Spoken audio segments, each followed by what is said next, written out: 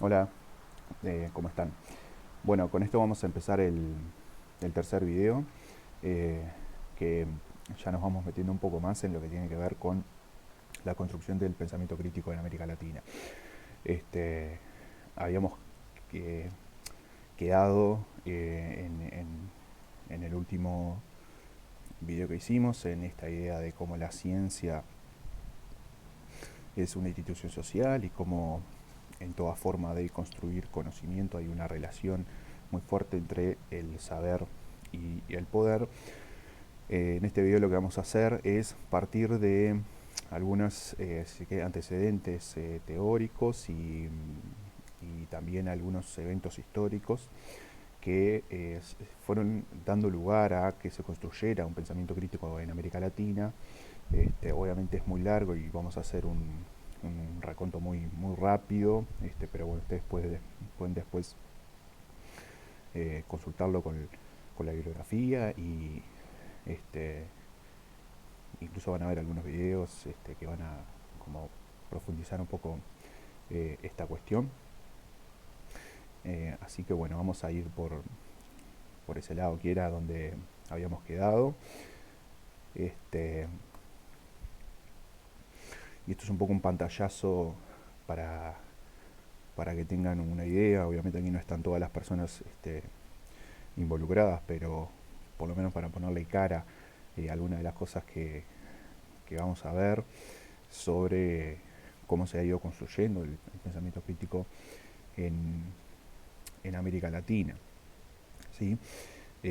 Al momento de analizar las raíces históricas del pensamiento crítico latinoamericano, eh, es necesario diferenciar al menos cuatro grandes componentes. Por una parte, el proceso de inmigración europea que hubo en América Latina, vinculado a las transformaciones sociales y políticas de ese continente, de Europa. En segundo lugar, los movimientos sociales europeos y latinoamericanos de fines del siglo XIX y también los del siglo XX. En tercer lugar, las construcciones teóricas y filosóficas críticas que sucedieron en Europa. Y en cuarto lugar, las construcciones teóricas y filosóficas críticas del continente americano. Si bien aquí nos vamos a centrar mucho en la producción de conocimiento, es importante señalar que generalmente las realidades materiales son quienes forjan nuestras ideas. Eso quiere decir que la producción de conocimiento crítico surge ante el análisis de una realidad determinada. Las ideas no son un invento genial, son una interpretación de algo que ya está sucediendo. Es por eso que los movimientos sociales han jugado un rol fundamental en la conformación eh, del pensamiento crítico y del conocimiento crítico. Recordemos también que las personas de referencia académica no son tampoco genios de la ciencia, ¿no? Sus producciones lo que hacen es incorporar aportes de muchas otras personas y la genialidad en todo caso puede ser la habilidad para reunir y transmitir todo un cúmulo de experiencias y saberes. Eh, los orígenes del pensamiento crítico en Latinoamérica refieren de alguna forma a los primeros movimientos de resistencia e independentistas del continente. Pensemos, por ejemplo, la resistencia de Tupac Amaru en Perú, las campañas de Simón Bolívar, la interpretación artiguista de la Patria Grande, las movilizaciones de Zumbi en Brasil, en la revolución liderada por Emiliano Zapata en México.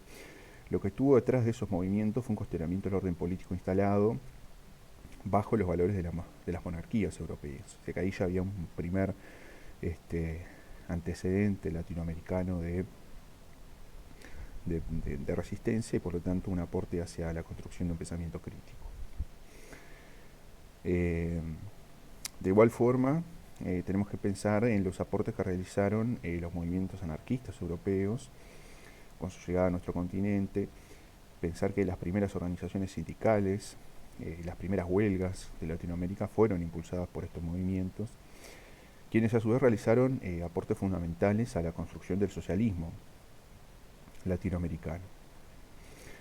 De no haber existido estos movimientos, no hubiese tenido sentido una producción crítica al conocimiento, porque no se hubieran explicitado las contradicciones del sistema y estaríamos dominados por una completa alienación. O sea, estos movimientos sociales fueron los que pusieron sobre la mesa los conflictos que permitieron que se comenzara a construir una corriente de pensamiento crítico. En términos estrictamente de producción de conocimiento, se puede rastrear a grandes rasgos tres grandes corrientes que han aportado a la construcción de un pensamiento crítico latinoamericano. Por una parte podemos hablar de algo así como de la filosofía crítica europea, junto con ello también a la teoría crítica de la Escuela de Frankfurt, y más cercanas aquí a nuestro continente, la elaboración de lo que se han conocido como las teorías de la dependencia. Brevemente voy a hacer algunos comentarios sobre estas cuestiones. Este esquemita que les estoy mostrando ahora refiere a cómo se ha dado un poco el proceso de la crítica a la racionalidad occidental. No voy a ahondar mucho en esto, pero me gustaría resaltar algunos puntos. Las discusiones sobre las posibilidades de conocer el mundo pueden rastrearse a los presocráticos. Sin embargo, es a partir de la Revolución Copernicana, quizás en el año 1500, que comienza lentamente un debate nociológico que culminará en la construcción de lo que hemos conocido como ciencia. Quizás haya sido en el siglo XIX el momento donde la ciencia termina de construir sus límites en relación a la filosofía, y ahí se separan como esos dos campos de conocimiento. La ciencia del siglo XIX se construye en base a la física newtoniana y a la racionalidad cartesiana, y con seguridad tiene un momento central en los aportes del Círculo de Viena, ¿no?, del neopositivismo, que como no, quizás el momento un poco más central. Sin embargo, mientras se construye esta hegemonía de la ciencia, también existieron corrientes críticas y de resistencia. Quizás el crítico más duro en su tiempo, aunque fue reconocido tardíamente, haya sido el alemán Friedrich Nietzsche. El filósofo criticó duramente a la moral occidental y cristiana, criticó su racionalidad, criticó a su ciencia. Colocó sobre la mesa que la racionalidad occidental científica ocultaba las vivencias, ocultaba al sujeto, a sus sensaciones, que cuando cuantificaba anulaba la diversidad. Planteó una corriente que podemos llamarle como vitalista, algo que posteriormente se va a retomar en América Latina, sobre todo de la mano de Orlando Falsborda y la sociología sentipensante, que es, después lo vamos a comentar, pero no podemos, como seres que sentimos, no podemos pretender conocer el mundo anulando las sensaciones y sentimientos. La moral y la racionalidad occidental, y por tanto también su ciencia, contemplaban a un sujeto cuasi omnipotente, ¿no? El hombre había podido superar a Dios y por tanto podría dominar y controlar el mundo. Sigmund Freud, en su momento, esbozó una teoría que él llamó las heridas narcisistas. Estas heridas fueron hechos históricos que cuestionaron esa imagen de grandeza del ser humano. Dice Freud que la primera herida fue la Revolución Copernicana, donde quedó demostrado que el Sol no giraba a nuestro alrededor y por lo tanto que no éramos el centro del universo. La segunda herida fue la teoría darwiniana de la evolución, donde quedó demostrado que no éramos un ser superior creado a semejanza de Dios, sino que evolucionábamos de los primates. Y la tercera herida, según él, fue el descubrimiento del inconsciente, demostrando con ello que las personas no podíamos controlar todo, ni siquiera nosotros mismos, pues existe un componente oculto que influye en nuestro comportamiento, ¿sí?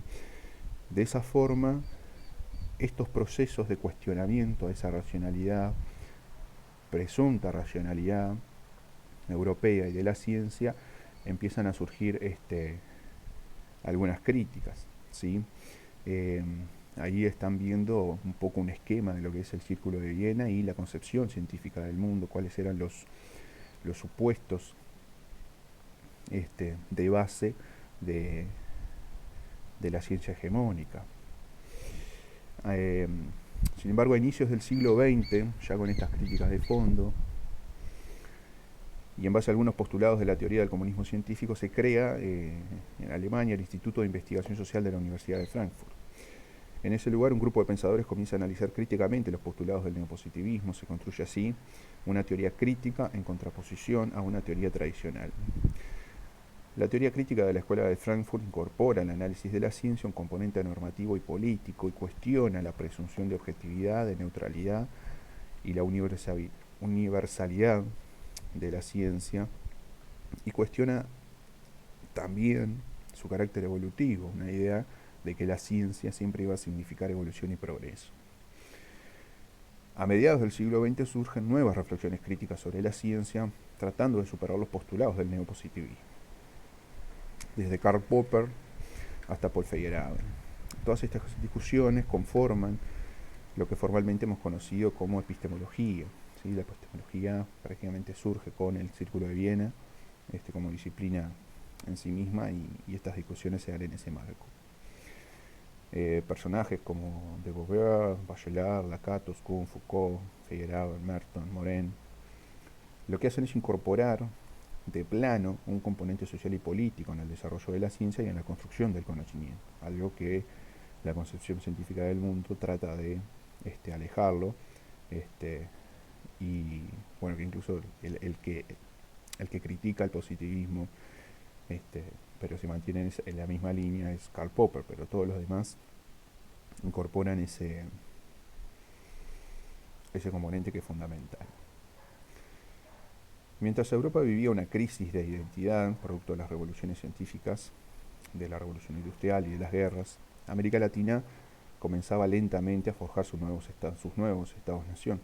Estos estados se construyen a imagen y semejanza de los estados europeos, también sus universidades, sus instituciones religiosas, su moral.